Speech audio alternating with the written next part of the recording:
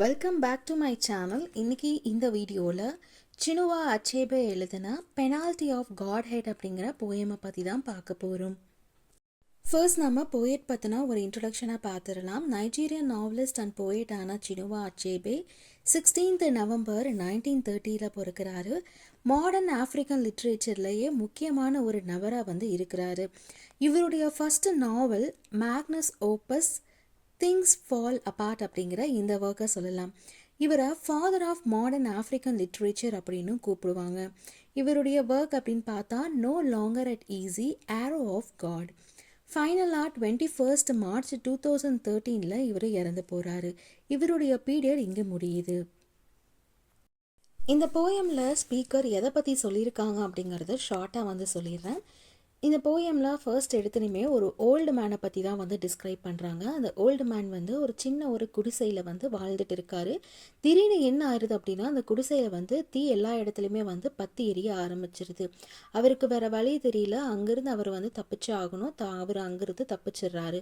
அவர் வீட்டுக்குள்ளே இருக்கக்கூடிய எலிகள் அப்புறம் கருப்பாம்பூச்சி எல்லாமே இருக்குது. அங்கேருந்து அந்த ஃபயர்லேருந்து எல்லாமே தப்பிச்சு போயிடுது. ஆனால் டெய்லியும் அவள் கடவுளுக்கு வழிபட்டு இருந்த அந்த கடவுள் மட்டுமே அந்த இடத்துல ரொம்ப தனிமையாக யாருமே உதவிக்கு இல்லாமல் ஒரு உறைந்த நிலையில் இருக்கிறாரு.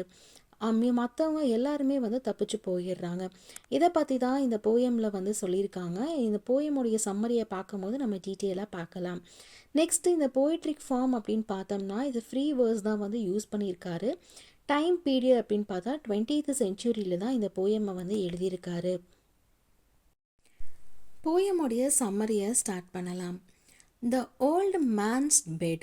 ஸோ வெரி ஃபர்ஸ்ட் ஸ்டார்டிங் லைன்லே த ஓல்டு மேன் அப்படின்னு சொல்கிறாங்க. இந்த இடத்துல ஒரு வயசான நபர் அப்படின்னா அவங்களோட ஏஜ் ஒரு 65க்கு மேலே இருக்கும். ஸோ வயசானவங்களாலே என்ன இருக்கும் அப்படின்னா அவங்க ரொம்ப வீக்காக இருப்பாங்க. அவங்கக்கிட்ட பெருசாக எந்த ஒரு ஸ்ட்ரென்த்துமே இருக்காது.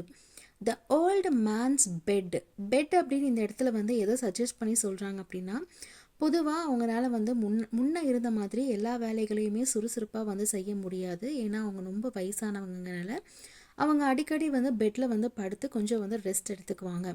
அதனால தான் இந்த இடத்துல த ஓல்டு மேன்ஸ் பெட் அப்படின்னு சொல்கிறாங்க. ஸோ அந்த பெட் அப்படிங்கிறது இந்த இடத்துல எதை பற்றி சொல்கிறாங்க, எதை சிம்பிளைஸ் பண்ணி சொல்கிறாங்க அப்படின்னா, ஒரு பக்கம் ரெஸ்ட்டை சொல்கிறாங்க. ரெஸ்ட் எடுக்கிற இடமாவும் இருக்குது. இன்னொரு பக்கம் அவங்களுக்கு ஒரு சேஃப்டி கொடுக்குற ஒரு இடமாவுமே இருக்குது அப்படின்னு சொல்கிறாங்க. Of straw caught a flame blown. இந்த இடத்துல அந்த பெட்டு எதால் மேட் பண்ணது அப்படின்னா வைக்கோலான ஆன பெட்டு தான் அவங்க கிட்ட இருக்குது. ஸோ வைக்கோல் அப்படிங்கிறது ரொம்ப ஒரு சீப்பான ஒரு மெட்டீரியல். அவங்க இந்த ஓல்டு மேனோட லைஃப்பை தான் இந்த இடத்துல சொல்கிறாங்க. என்னென்னா அவங்க லைஃப் அப்படிங்கிறது ரொம்ப எளிமையானதாக இருக்குது. ரொம்ப பணிவானதாகவும் இந்த இடத்துல இருக்குது அப்படிங்கிறதையும் சொல்கிறாங்க. Flame plan. அந்த வைக்கோலான ஆன அந்த பெட்டு எப்படி இருக்குது அப்படின்னா ரொம்ப ட்ரையாக இருக்கும். அந்த மெட்டீரியல் ரொம்ப ட்ரையானது. டக்குன்னு நெருப்பு பக்கத்தில் வந்துச்சு அப்படின்னா அது டக்குன்னு அது பற்றிக்கிற மாதிரியான அந்த அளவுக்கு அது ட்ரையானது. சீக்கிரமாக அந்த பக்கத்தில் இருக்கிற எல்லா இடத்துலையுமே அந்த நெருப்பு அப்படிங்கிறது ஃபாஸ்ட்டாக குயிக்காக கேட்ச் ஆகிக்கும்.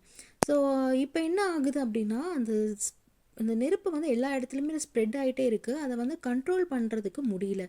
ஏன்னா அங்கே இருக்கிற அந்த மெட்டீரியல் அப்படிங்கிறது ரொம்பவும் ட்ரையாக இருக்குது அப்படிங்கிறத தான் இந்த இடத்துல சொல்கிறாங்க.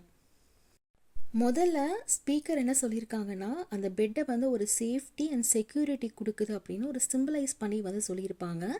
இப்போ என்ன சொல்கிறாங்க அப்படின்னா, என்னதான் அந்த பெட்டு சேஃப்டி இருந்தாலுமே ஒன்றே ஒரு இடத்துல அது லைட்டாக டேஞ்சரான ஒரு இடமாவும் இந்த இடத்துல இருக்குது அப்படின்னு சொல்கிறாங்க. ஏன்னா அந்த பெட்டு வைக்கோலான ஆன பெட்டு.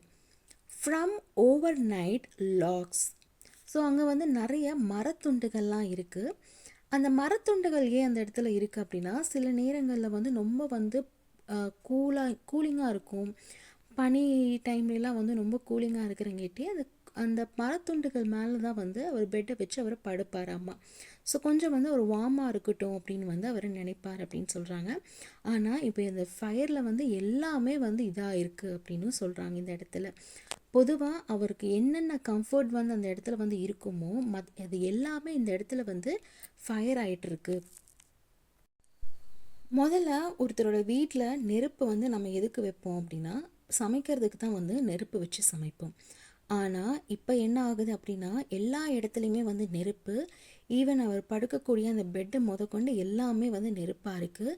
இப்போ அந்த பிளேஸ் எப்படி இருக்குது அப்படின்னா, ஒரு நெருப்பால் வந்து எல்லா இடத்துலையுமே வந்து அப்படியே ட கண்ட்ரோல் பண்ண முடியாத அளவுக்கு எல்லா இடத்துலையுமே நெருப்பாக இருக்குது. இது வந்து ஒரு நைட் டைமாகவும் இருக்குது. By her matron's incendiary breath. இந்த இடத்துல ஹேர் மேட்டர்ன் அப்படிங்கிற ஒரு வார்த்தையை வந்து போயட் வந்து யூஸ் பண்ணியிருக்காங்க. அது என்னதை குறிக்குது அப்படின்னா, சென்ட்ரல் பார்ட், ஆஃப்ரிக்காவில் இருக்கக்கூடிய ஒரு சென்ட்ரல் பார்ட்டில் பொதுவாகவே ஃபயரும் விண்டும் வந்து அதிகமாக வரும்னு சொல்கிறாங்க. ஸோ அது நேச்சுரலாகவே வந்து அக்கறாகிற ஒரு விஷயம். எப்போ ஃபயர் வருது, எப்போ வந்து காற்று வந்து அலை மாதிரி அடிக்குது அப்படிங்கிறத நம்மளால் வந்து கணிச்சு சொல்ல முடியாது அப்படிங்கிறத தான் இந்த இடத்துல சொல்கிறாங்க. Defying his age and sickness he rose and stirred himself smoke blind to safety. அவரோட ரொம்ப வயதானவர், அவரால் வந்து பெருசாக அந்த அங்கே இருக்கக்கூடிய அந்த நெருப்பில் வந்து அவர் போராட முடியாது. அவர் ஒரே ஒரு விஷயத்தை தான் பண்ண முடியும், அந்த நெருப்பிலிருந்து அவர் வந்து தப்பிச்சு போக முடியும். அதுக்கான வழியை மட்டும்தான் அவர் பார்த்து அந்த நெருப்பிலிருந்து அவர் தப்பிச்சு போயிடுறாரு. மற்றபடி அவரால் வந்து எதுவுமே வந்து பண்ண முடியாது. அந்த நெருப்பு கூட வந்து சண்டை போட்டு அதை வந்து அணைக்க முடியாது. A nimble rat appeared at the door of his hole, looked quickly to left and right. So இங்கே வயசான நபர் அங்கே இருக்கக்கூடிய வீட்டிலிருந்து எப்படியோ தப்பிச்சு ஓடி வந்துடுறாரு. அதுக்கப்புறம் அந்த வீட்டில் இருக்கக்கூடிய எலி என்ன பண்ணுது அப்படின்னா, அது என்ன நடக்குது அப்படிங்கிறத நல்லா பார்த்துட்டு, அப்புறம் அந்த எலியும் என்ன பண்ணுது, அங்கேருந்து அந்த ஃபயர்லேருந்து தப்பிச்சு பக்கத்தில் இருக்கக்கூடிய அந்த ஃபார்ம் லேண்டுக்கு போயிடுது. அதை தொடர்ந்து அந்த வீட்டில் வந்து காக்ரோச்லாம் இருக்குது, கரப்பாம்பூச்சிலாம் இருக்குது. அந்த கரப்பாம்பூச்சி என்ன பண்ணுது அப்படின்னா, அதுக்கு நார்மலாகவே அது என்ன நடக்குது அப்படிங்கிறத ஃபர்ஸ்ட் அது ரியலைஸ் பண்ணிவிட்டு, அதுக்கப்புறம் அதுக்கு வந்து பெருசாக எந்த ஒரு வழியும் தெரியல. அதனால் இது என்ன பண்ணுதுன்னா பறந்து போயிடுது.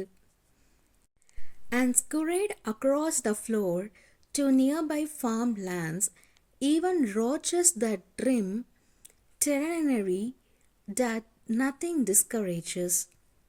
Fleet their scrivics that day on wings they only use in deadly haste, household gods alone, frozen in ritual bag with blood and endless tribute, feasted in feathers, finished in the blazing pyre of that hut. So இந்த லைனில் என்ன சொல்கிறாங்கன்னா, speaker வந்து ஒரு நிறைய கேரக்டர்லாம் introduce பண்ணாங்க. ஒவ்வொரு கேரக்டரும் ரொம்ப டிஃப்ரெண்ட்டாக இருக்குது. அங்கே நெருப்பு எல்லா இடத்துலையுமே வந்து பற்றி எரியுது. அது என்ன அப்படிங்கிறது ரியலைஸ் பண்ணுறதுக்குள்ளேயே அவங்க அந்த நெருப்புலேருந்து வந்து தப்பிச்சு வெளியே வந்துடுறாங்க. ஆனால் ஃபைனலாக என்ன ஆகுது அப்படின்னா, அந்த வீட்டில் இருக்கக்கூடிய அந்த ஓல்டு மேன் வந்து எப்போவுமே கடவுளை வழிபட்டுட்டு இருந்தார் இல்லையா, அந்த கடவுள் மட்டுமே அந்த இடத்துல வந்து தனித்து விடப்படுறாரு. அவரை காப்பாற்றுறதுக்கு அந்த இடத்துல யாருமே இல்லை. அவர் அந்த இடத்துல இருந்து எஸ்கேப்பும் ஆக முடியல. இந்த இடத்துல கடவுளுடைய அந்த ரோல் என்ன அப்படிங்கிறது தான் இந்த இடத்துல மெயினாக இம்பார்ட்டண்ட்டாக சொல்ல வராங்க. பொதுவாக ஆஃப்ரிக்கன் இந்த சொசைட்டியை பொறுத்த வரைக்கும் கடவுளுடைய அந்த பங்களிப்பு அப்படிங்கிறது அவங்க வந்து அதிகமாக வந்து முக்கியத்துவம் நிறைந்ததாக வந்து பார்க்கக்கூடியவங்களாக இருப்பாங்க. நெருப்பு அப்படின்னு எடுத்துக்கிட்டோம்னா அது இயற்கையாக வந்து வரக்கூடியது. சில நேரங்களில் கடவுளால் கூட வந்து அந்த இடத்துல வந்து எதுவுமே வந்து செய்ய முடியாது அப்படிங்கிறத தான் சொல்கிறாங்க. கடவுளாலேயே வந்து சில நேரங்களில் வந்து தப்பிச்சு போக முடியல அப்படின்னா, கடவுளால் உருவாக்கப்பட்ட கிரியேச்சர்ஸ்லாம் என்ன பண்ணும், அந்த இடத்துல வந்து பெருசாக வந்து அவங்களுக்கு தப்பிக்கிறதுக்கோ இதை ஹெல்ப் பண்ணுறதுக்கோ வந்து எந்த ஒரு வழியுமே வந்து கிடைக்காது அப்படின்னு சொல்கிறாங்க. ஒரு இடத்துல பீப்புள் வந்து கடவுளை வந்து ப்ரைஸ் பண்ணுறாங்க, புகழ்ந்து பாடுறாங்க. இன்னொரு பக்கம் என்ன பண்ணுறாங்க அப்படின்னா, பிளைண்டாக வந்து அவங்களே நம்புகிறாங்க அப்படிங்கிறதையும் இந்த இடத்துல சொல்கிறாங்க. ஸோ ஆக்சுவலி என்ன அப்படின்னா, இந்த ரியல் ஹோல் வேர்ல்டு என்ன, அந்த ரியல் வேர்ல்டு வந்து என்ன அப்படிங்கிறத தான் இந்த இடத்துல வந்து சொல்கிறாங்க. பொதுவாக கடவுளுக்கு வந்து நெருப்பில் வச்சு சில ரிச்சுவல்ஸ்லாம் வந்து பண்ணுவாங்க. அதுக்கெல்லாம் வந்து நெருப்பை வந்து அவங்க வந்து யூஸ் பண்ணிப்பாங்க. ஆனால் இப்போ இந்த வயசான நபருடைய இந்த வீட்டு முழுக்க வந்து நெருப்பு வந்து எரியுது. இது வந்து கடவுளுக்கு நம்ம செலுத்தக்கூடிய இந்த ரிச்சுவல்ஸ் அப்படின்னு சாதாரணமாக வந்து யாருமே வந்து இதை எடுத்துக்க மாட்டாங்க. ஏன்னா இந்த நெருப்பு அப்படிங்கிறது வந்து நேச்சுரலாக வந்து வரக்கூடியது, இயற்கையோடைய இந்த ஒரு ஃபோர்ஸ் அப்படின்னே வந்து இந்த இடத்துல சொல்கிறாங்க. இந்த நேச்சுரல் ஃபோர்ஸ் அப்படின்னாலே இது ரொம்ப வந்து பவர்ஃபுல் அப்படிங்கிறாங்க. கடவுளால் கூட வந்து சில நேரங்களில் வந்து எதுவுமே வந்து பண்ண முடியாது அப்படிங்கிறது தான் இந்த இடத்துல சொல்ல வராங்க.